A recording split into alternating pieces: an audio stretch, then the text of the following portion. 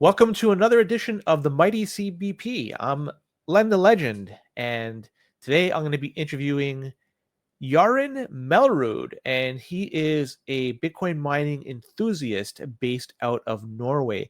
This interview took place, it's not live, obviously, for the people that are watching this. It was pre-recorded on the weekend, so my apologies for people who prefer the live stuff, but just because of scheduling between where I live and where he lives and so forth. Just this is the best way we could get in touch with each other. Either way, this is a good interview because we touch into mining, what's going to happen to the future of mining, who's going to be mining moving forward, publicly traded miners. He and I seem to agree on this particular topic because I don't think there's going to be much of a future for them, at least the way they are right now. But Yarn gives his perspective on things, which is absolutely wonderful. So if you are involved in mining, want to be involved in mining, want to learn about mining, this is a great interview for you to listen to and to get into and understand what are the complications and the intricacies of Bitcoin mining. With that being said, before we start the episode, I just wanted to talk about today's sponsors. And the first sponsor is EasyDNS. And Mark and team have been absolutely wonderful to us for providing us a website. So if you're looking to have your own website, web hosting services, email hosting services, EasyDNS has you covered. They are privacy focused. They are a registrar. So if you're looking to register a domain name, you can go through them and do this. They've been doing this for decades. And there's been a lot of people, a lot of companies that have come and gone. And EasyDNS still remains here and providing excellent services that are top notch in terms of the level of service they provide. EasyDNS.com. Check them out. You could also do Nostr relays. You could do Bitcoin node if you really wanted to over there. There's lots of different options you could do with hosting options with what they offer. And check them out. Use our promo code below, CBP Media. And by doing that, 50% will be taken off your initial purchase. So you might as well load up on a bunch of things. So if you are looking to start a website or migrate email hosting services or whatever, it's a good time to do it by using our promo code. Second sponsor is Bull Bitcoin. And Bull Bitcoin, look, the price of Bitcoin's high compared to where it was for past bunch of years. So good time to sell, good time to buy, whatever you think it is. Bitcoin, they have you covered in terms of buying or selling. On-chain Lightning, still it's very cheap, the on-chain, so I would suggest use the on-chain option for buying or selling. And it's not just buying or selling. You could also use their services, their bills service to pay your bills. You know, you might have a credit card bill or whatever you have to pay, and you could use your Bitcoin to pay for that. And Bull Bitcoin will help facilitate that transaction. So you could use your Bitcoin to pay the bills that you have that are outstanding. And a lot of us have these after the holiday season. Also, if you want to buy gift cards, because this is the only way in Canada you could kind of use your Bitcoin as a medium of exchange with the big box stores. You could buy their gift cards, like they have Home Depot, Amazon, Starbucks, whatever. So a lot of different options over there for spending your Bitcoin in the real world. So check them out. Open an account if you haven't done so using our promo code below. I suggest you do so right away. And if you do that and provide the necessary information, $21 will be added to your account. And the third sponsor is Decentral Technologies. And if you're looking for mining solutions for your home, these are the people you want to talk to because they can provide you something like as small as a BitAxe, or you can get like even a big S21. So you got the variety of things which you want to mine. They have you covered. They can provide you technical experience, expertise, anything to do with mining. They can guide you down the right path. They're Canadian based. They're based out of Montreal. And just recently, we just sold out of the CBP branded BitAxe. So if you missed out on that, too bad, so sad. Check them out, Decentral Tech. They are wonderful if you're looking for any sort of mining solution, be it small, medium, or even a little bit larger. You can check them out and they can provide you the hardware required for you to do that. So there you go. So with that, that's the sponsors, and we could just transition to the show.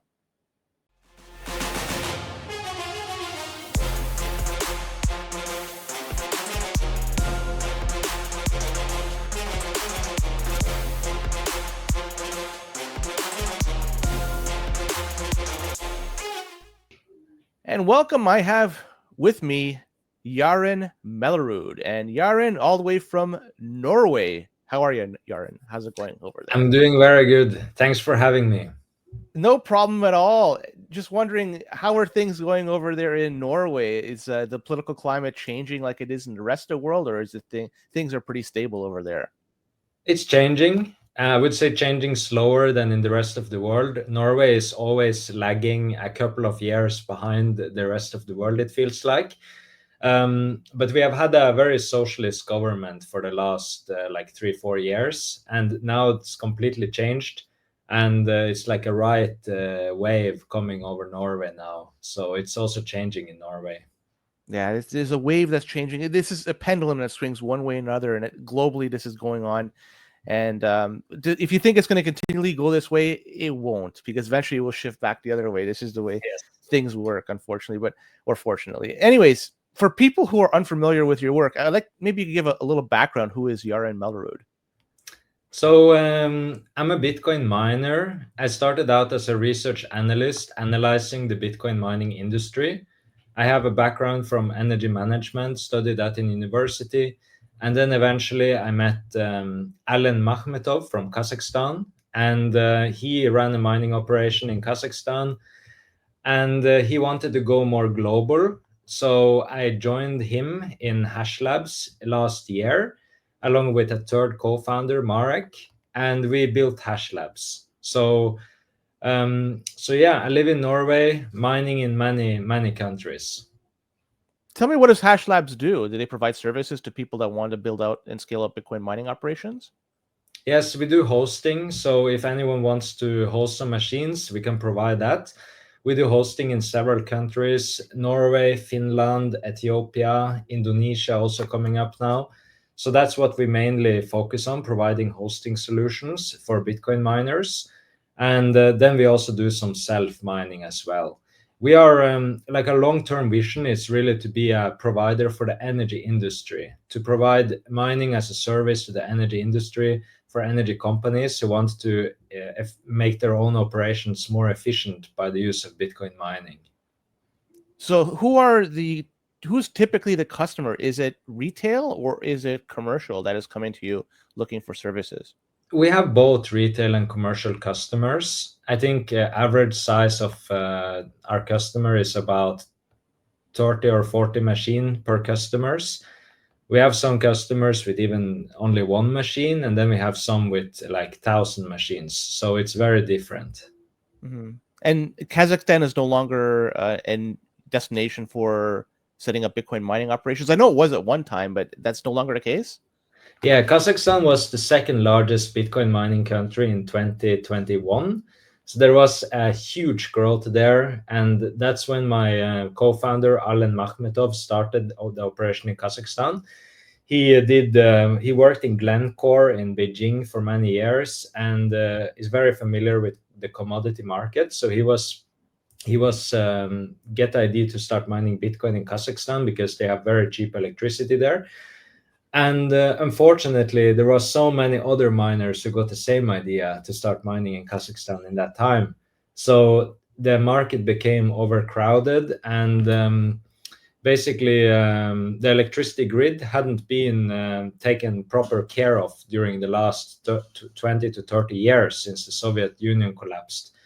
But a grid operator, which is government owned, they had been kind of putting it under the rug and trying to hide the fact that the state of the grid couldn't accommodate that much demand.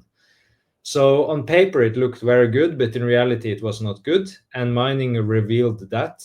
So they had to mining basically overloaded the grid in the end, and they had to get rid of the industry. So they introduced many laws and rules that made it very difficult to operate there, like taxes on electricity, also banning mining within certain times of the day. You have to buy it in a specific electricity market only for miners where there is not enough electricity.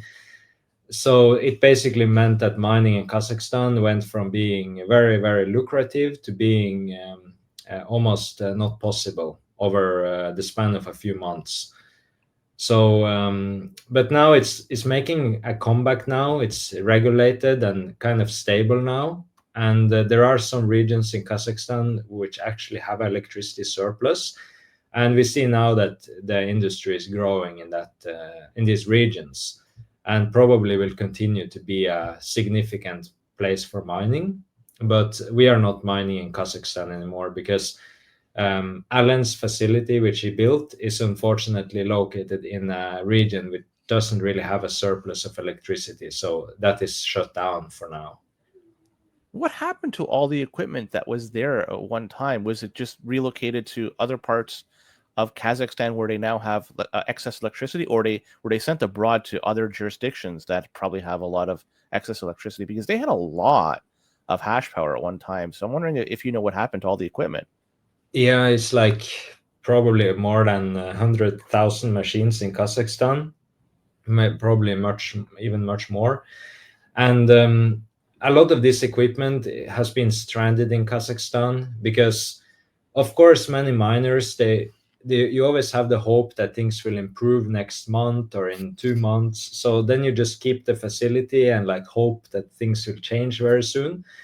So a lot of the equipment was just stranded there because of operators who had hope that it will change and improve. Unfortunately, it didn't really improve that much. And also some equipment was moved to Russia, like over the border Mm-hmm. to Russia. And yeah, some have been exported to other countries as well, but a lot of stranded machines there. Now, in terms of where hash rate seems to be growing, Ethiopia and other parts of Africa seem to be growing significantly. And there's the dam that they've set up in Ethiopia that's generating a heck of a lot of electricity and excess electricity, and they're just diverting that to mine Bitcoin. I want to hear your thoughts about that project because it seems to have been getting a little bit of news within the Bitcoin mining community, but I don't think a lot of people really hear about that. So I want to hear if you could just provide some background on that, whatever you have, or your thoughts and so forth, because I find that to be a rather interesting story. Yeah, so we were one of the first companies entering Ethiopia in the beginning of this year. So when we entered, it was not at all a story in the news. Ethiopia just started to grow. But Ethiopia is a very interesting case study for how actually a country can use Bitcoin mining for their own good. So, Ethiopia, we have to remember, is a very big country with a very, very powerful government. It was a communistic country for many, many years, and this attitude is still within the government. So, they want to control everything, and they are very, very powerful. So this is one thing. And since it's such a centralized government, it also means that they can form the industry according to the benefit of the whole country. And I would say that they have done that with the mining industry. So they have a lot of surplus electricity from this. It's called the Grand Ethiopian Renaissance Dam, which is the largest hydropower plant in Africa. It has a capacity of around 8 gigawatts once it's fully built out, which is enormous. And Ethiopia is a very fast growing country. So they will have a very large growth in their electricity consumption. But this will take many years to, it will take many years for this consumption to increase. So during this, let's say the next 10 years, whatever, a lot of these hydropower plants would have been unutilized if it wasn't for Bitcoin mining. So they basically had two choices. Either they could export the electricity, which they actually is doing, or they could just export it by the use of Bitcoin mining, just mining inside the country. And they're utilizing a combination of that. So right now there is around 1 gigawatt of mining, and this serves as a way for them to monetize their electricity. So the national utility of Ethiopia, which is called Ethiopian Electric Power, are selling a lot of electricity to Bitcoin miners. And if it wasn't for mining, they would be 100% dependent on the neighboring countries to buy that electricity. And Ethiopia, like the build out of this dam, is very controversial. So, because it allows Ethiopia to fully control the water flow of the Nile, which of course the downstream countries don't like. So I would say for Ethiopia, mining is a very, very strategically important industry because if they had to sell all their electricity to neighbors, maybe the downstream countries would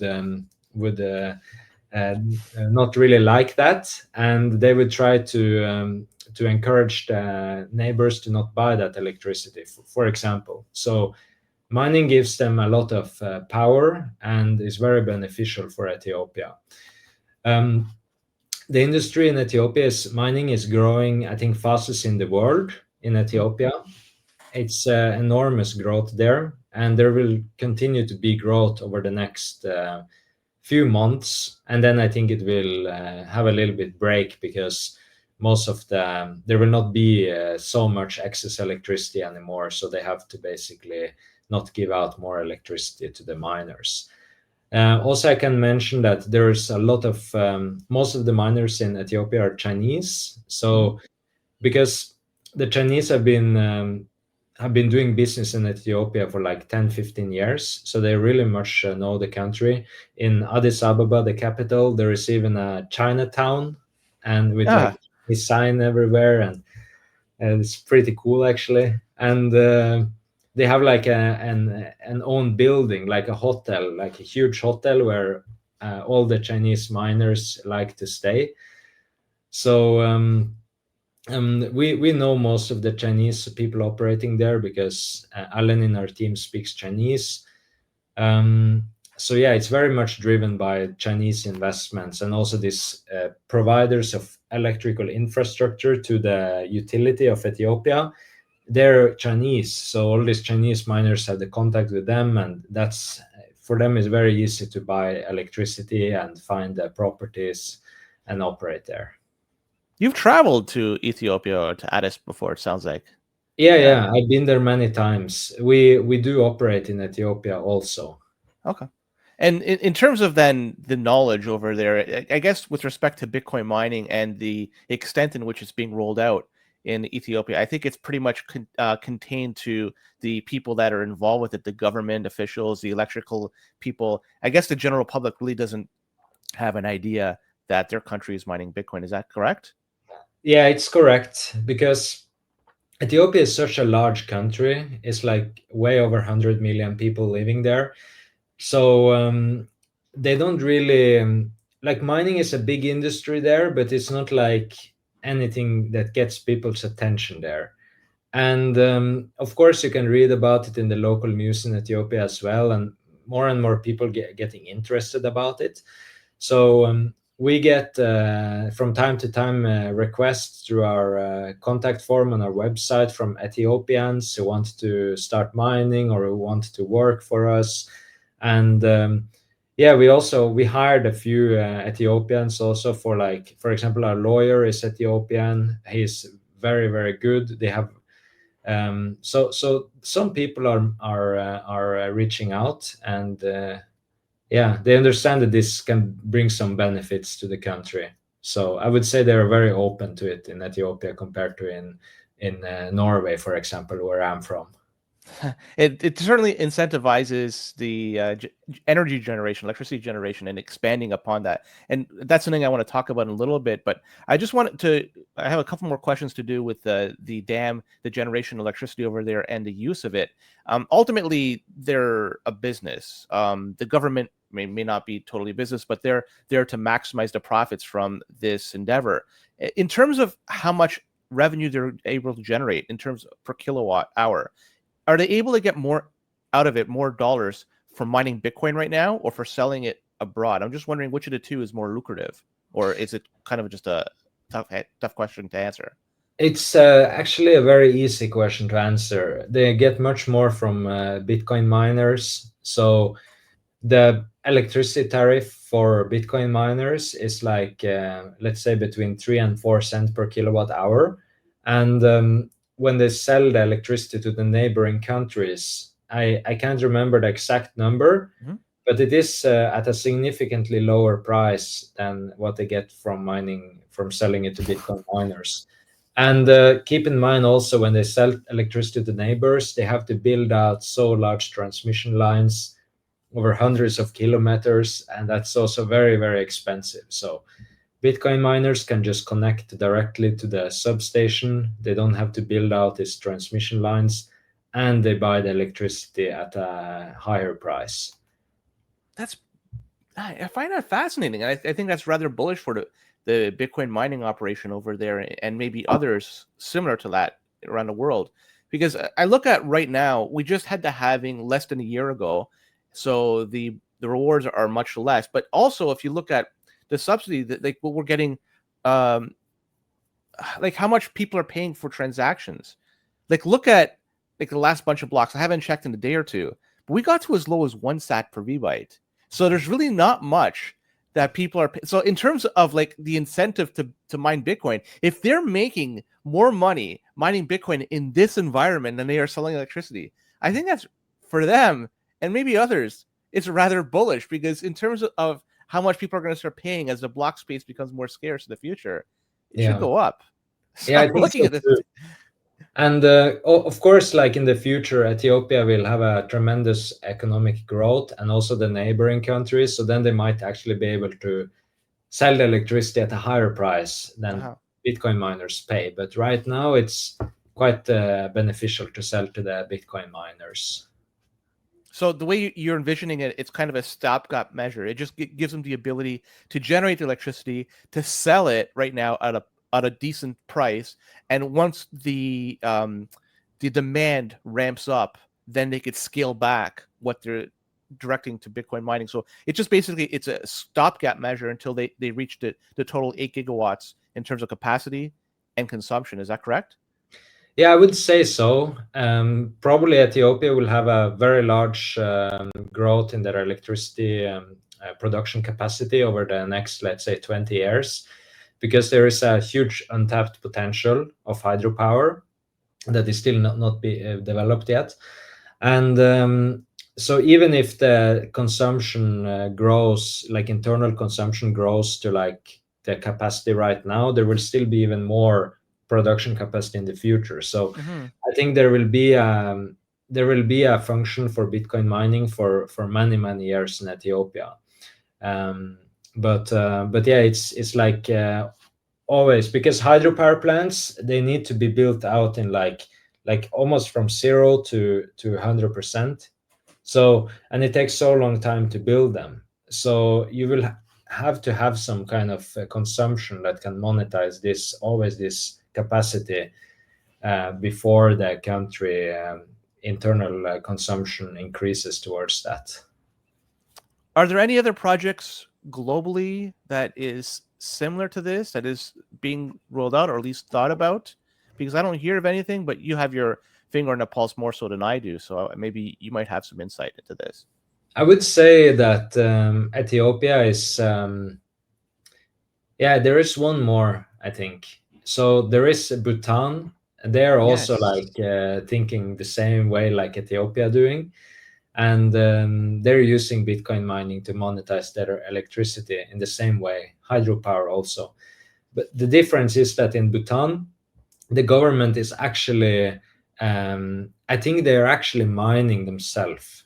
But in Ethiopia, from what I know, the government is not directly mining. They're just selling the electricity to the miners. So that's the Right. difference.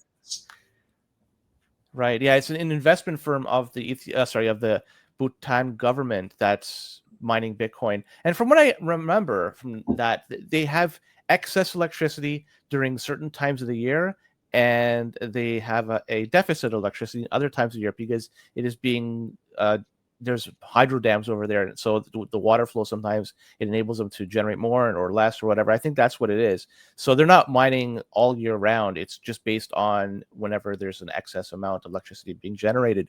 So I'm taking it that the Bhutan government, they never reached out to you for any advice or any No, no, unfortunately not. They working with Bitdeer, which is a very large company, publicly traded, and it's even larger than Hash Labs.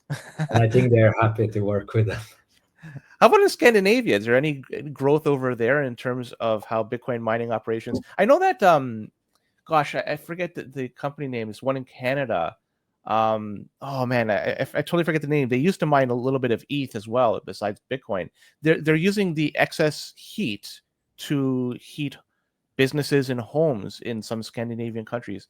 Gosh, it's Hive. That's the country. Yeah, That's the company. hi. Yes. Yeah. So I'm curious, like, what's going on in Scandinavia with respect to Bitcoin mining? How's the business model over there working? And is it people picking it up, people using it? Like, just curious. Yeah, first of all, Scandinavia has been one of the longest standing Bitcoin mining countries in the world. So in Scandinavia, people started mining Bitcoin in like 2015, 2016, and it's been going on since then. And that's a very long time in mining because money countries, they just have mining for a few years and then it stops, like Kazakhstan, for example. But Nordic is very stable region in the world. And I would say that there hasn't been a lot of growth in Norway and Sweden and Finland, Iceland the last few years. Mhm. It's been very stable. So, like for example, in Norway, I can tell about the benefits of mining in Norway and the disadvantages. So, I'm Norwegian. We also mine in Norway. First of all, Norway has the perfect climate for mining, probably a very similar climate to Canada, like especially the coastal regions of Canada. So very cold winters and very mild summers, and we have a lot of hydropower in Norway. So this is hydropower is completely stranded in the north. No one else can actually use this hydropower, and the government. This is a disadvantage. The government has been very anti-mining the last few years. They even tried to ban it in 2022, but they failed, and now they're trying again to ban it, and I'm really sure that they will fail again.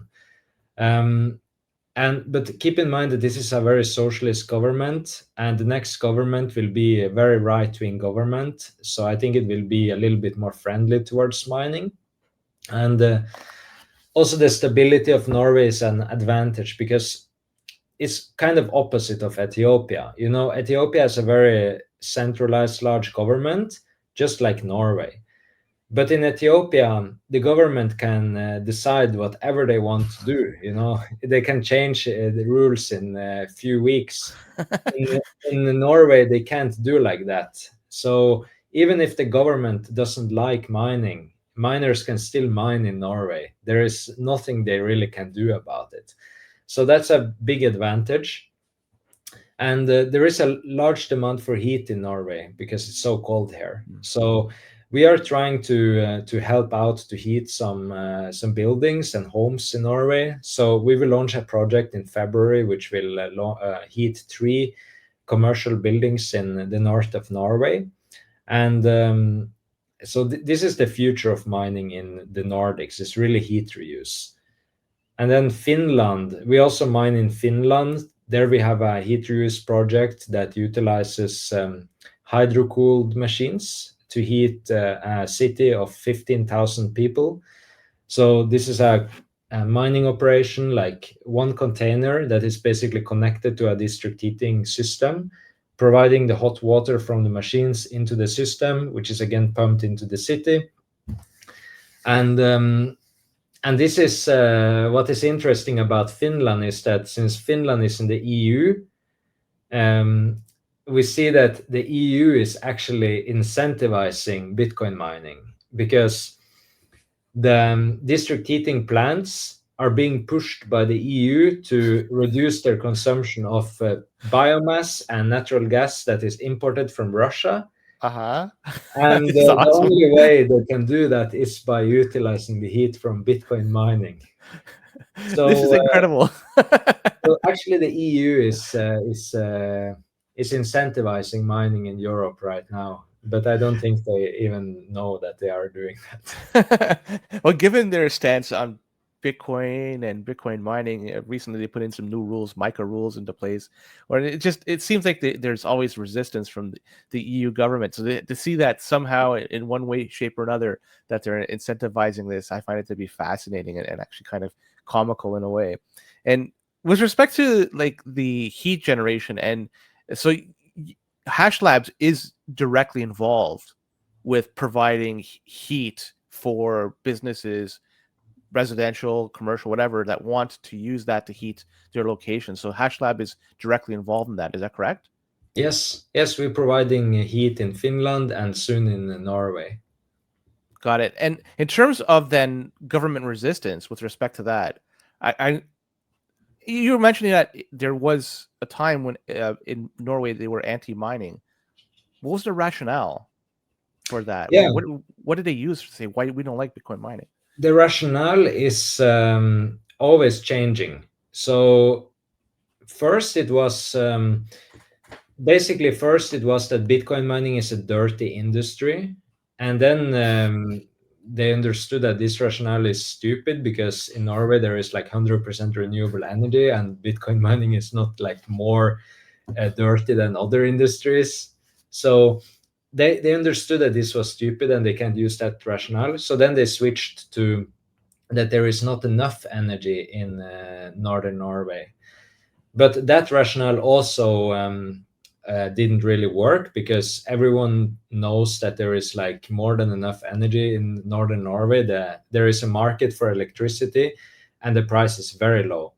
So then they moved on to the third rationale, which is had a little bit more substance, and that is that we need to build all these new green industries in the future, and they will need electricity. So we should not let the miners take that electricity from all these new green industries. And I think that was really what why they didn't like mining in the first place, is because this green transition, which was kind of on the peak in 20, I would say 2020, 2021. Part of that green transition in Europe was that Europe should be self-sufficient with battery production, green steel, like they have some concept called green steel in Europe, and hydrogen, all these new things, and that should support this green transition. So the idea was that this would be produced in the north of Norway, north of Sweden, utilizing all this renewable hydropower. The problem was that that the miners are so flexible, so quick, so they managed to always get in front of these big projects in the line of electricity. So that was a big problem for them. And I think they, this is just speculation from my side, but I think that they lobbied the government to basically try to ban mining and make life harder for miners because they're competing with them for electricity. And it hasn't really worked for them so far. Like mining is still feasible in Norway. No one can stop miners in Norway. And now we're seeing all these green projects. They're failing one after the other. They're falling like dominoes. So, for example, in close to where I'm from in northern Norway, there was like planned one of the largest battery factories in the world that completely failed. Like they said that they were going to create like 5,000 jobs. It in the end it was like 50 jobs created, and they will even disappear in the next few months as the project get removed. And then in northern Sweden, they also had some similar project, which was even worse, some green steel project, and they even needed to like import this steel from China or something like that because they have the ability to produce it there. So all these projects are failing, and that means that there is not really a reason for the government to be anti-mining anymore because Mhm. who else are going to use that electricity? Like the green projects that failing, despite all these subsidies they got of billions of dollars, even they fail and they can't operate there. So there's no alternative users of the electricity in the north of Scandinavia. Like no industries want to be there because it's just like one, these countries are kind of difficult to operate in. You have very high salaries, so all industries would rather be in China, and and it's remote. It's you can't even build like AI data centers there because there is not enough redundancy. So mining is the only thing you can do with electricity in the north. So I think the future is very bright because of that fact.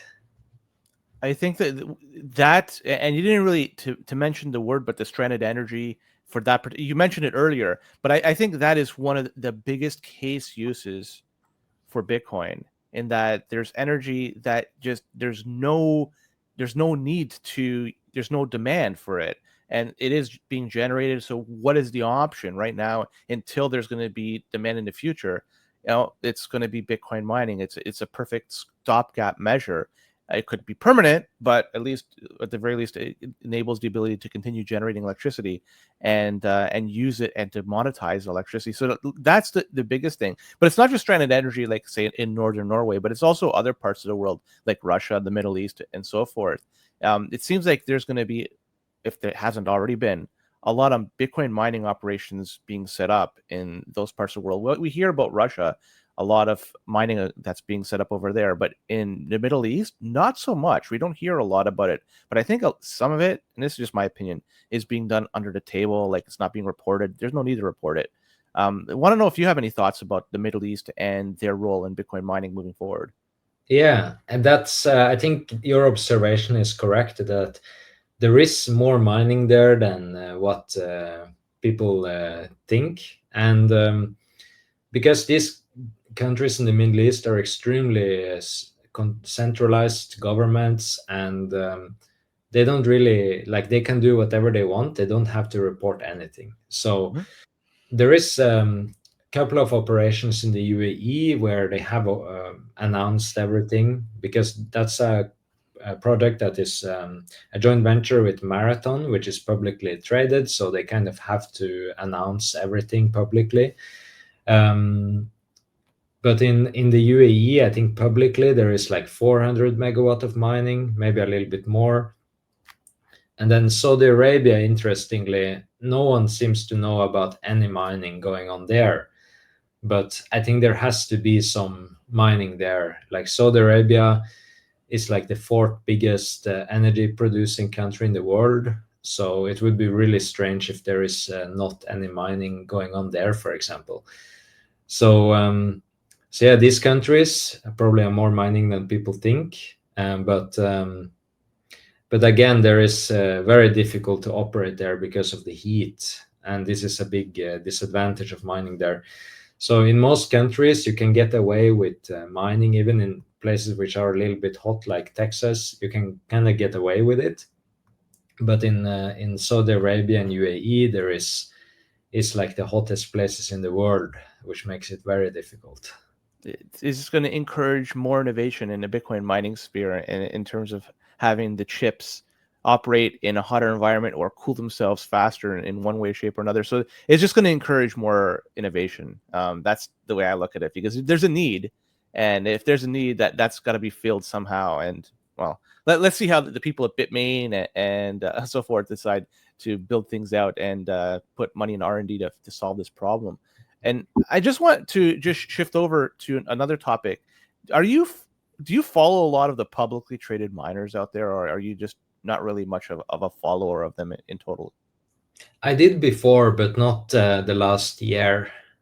Okay. Is I'd love to know. I mean, I know you're about a year off since really following. I mean, I'd love to know your thoughts about what's the future of those publicly traded miners, because I kind of look at them and I see that it's going to be hard for them to compete, given the fact that there a lot of them are just plugging into the grid. They're not generating their own electricity, so to speak. And the Bitcoin miners, the companies that are involved with Bitcoin mining, the ones that do that, that generate their own electricity, or are able to tap into something that's stranded, those are the ones that I think that are going to succeed moving forward. And these publicly ones, for the most part, I think that I don't see much of a future for them in the long term. I want to hear like your thoughts if you have any.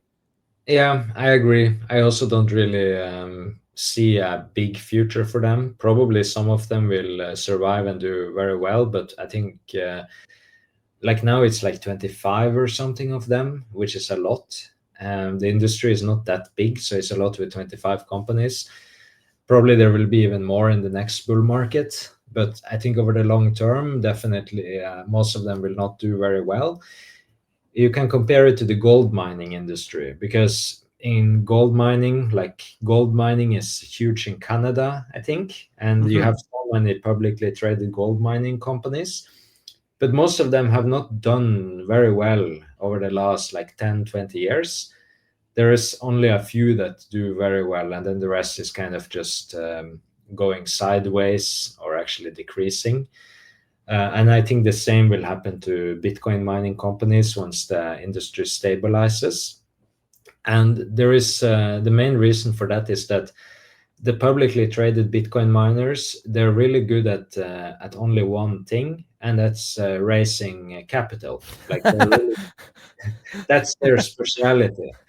And in Bitcoin mining, you have to have other specialities in order to do well in the long term. Like you have to be a good operator, get access to very cheap electricity, and just producing the Bitcoin at the lowest possible price and get the best return on capital as possible. And for example, let's say that we provide hosting at 7 cents per kilowatt hour, and then we have a publicly traded Bitcoin miner. If you go into their financial statements, you can divide all their costs by the amount of kilowatt hours they consumed in a given quarter, and then you can estimate their cost per kilowatt hour of all the expenses. And most of them have way higher cost base than 7 cents per kilowatt hour.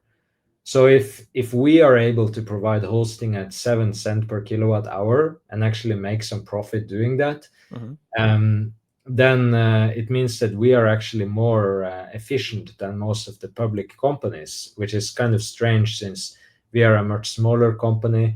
And this goes to like most companies in the industry, like hosting in America, wherever, Canada, like let's say 7 cents is the average price. And like most public miners, if they were to offer hosting at 7 cents, they would lose money basically. And this is mostly because they have very large administrative expenses like salaries and yeah, stock compensation, all that stuff. And yeah, some of them don't really even have that cheap energy. So I think even CleanSpark reported last year, and I could be wrong if it was them, they purchased a private jet. And yeah, I thought that, and if I'm wrong, if it was CleanSpark, my apologies, but it was one of those publicly traded companies. I thought it was rather odd that they would purchase a private jet because why would they need it? I don't know. It seems like they're living the good life and they're just taking advantage of all the perks that come along with being publicly traded, or raising capital, as you say, is one of yeah. so So and also like now it seems like they like at least people who invest in these stocks, I think they understand the game now, and like they understand that, but they're not in it for the long term. Most of yeah. them, they just want to ride the next bull market, and probably then they will try to sell everything. That's the game, yeah. Uh, I mean, there's one last thing I want to talk about, and it's an ebook that you just recently published. I think it came out in November, and it's Bitcoin Mining Secrets is the name of the book. I want to hear more about it. I want to hear you talk about it because I'm Yeah. curious about it. Yeah, and that's a book that I wrote, and it's really dedicated to people who want to learn. Like it's dedicated to beginners, but also like intermediates who want to learn about like the most important things they need to know in order to mine Bitcoin. And so this book is not like explaining like technically what Bitcoin mining is. How do you like? It's a this complex mathematical for thing. It's not taking that into the explanation, and only like giving practical knowledge that you really need to know in order to successfully mine Bitcoin. Mhm. Um, it's not really about like the technical aspects of running an operation. It's more about the economical aspect, like how do you determine which miner is the best you can buy, like which gives you the best return on your investment. What should you do? Should you start a self-mining operation, or should you start a hosting operation, like hosted miners? Like how do you know which electricity price you can pay? Like simple ways to answer these questions that are the most important. What's this? How many pages is the ebook? It's like, I think 34 pages or something like that. So pretty brief. In terms of the target audience, who you're trying to reach with that book? We're trying to reach, I would say, all beginners and also intermediates. And will there be periodic updates? Because if you're providing update information as what's the best right now, in the future as things progress, because the Bitcoin mining industry, it's a dynamic one where you have new chips, new rigs. Just are you going to be updating that book periodically, or is it are you just too busy to do that? I Because think it has to be updated once per year. got it. That's awesome. Now, just one final question. I'm curious, what are your thoughts on something like this? This is a bidaxe, and I have one just running away. I mean, I know you deal in a very large scale, but I want to hear your thoughts about something like small scale that I'm just running here doing solo mining with a bidaxe and trying to win a lottery ticket here. So, yeah, I what think are your thoughts on this guy? I think it's a very nice way to learn about mining, and to because you have to set up the mining pool, like you have like you can see the hash rate going, and it's kind of cool, and you can learn a lot about mining by doing that. So I really like that. It's a cool little device, and anybody out there who wants to get one and is thinking that they'll make money on it, no, it's not possible. It's simply, in my opinion, it's best just to go solo mining, go for the try winning the rewards all yourself, and good luck. You probably Yeah. never get it even in 100,000 years, but who knows? You might be one of the lucky ones. Somebody last year, one bidaxe user was able to solve the block and build a block last year, and that was pretty cool. Got a lot of publicity for bidaxes all around the world, but that's aside the point. Yeah, Jaran, any final words before we wrap this one up? Anything, any last thing you want to talk about before we call this one quits?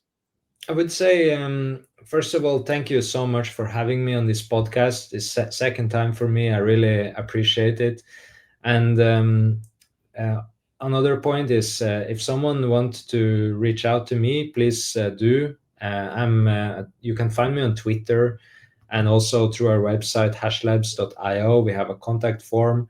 We provide hosting solutions if you are interested in starting to mine Bitcoin. And yeah, if you have any questions for me, my inbox is open. Awesome. And I'll be putting all the links in the show notes below. So if anybody wants to go to it, it's just easily accessible. Just click away you go. Jaran Mellerud, I appreciate you coming on. This has been a pleasure. So yeah, with that, take care. We'll be back on this again on Monday. So take care.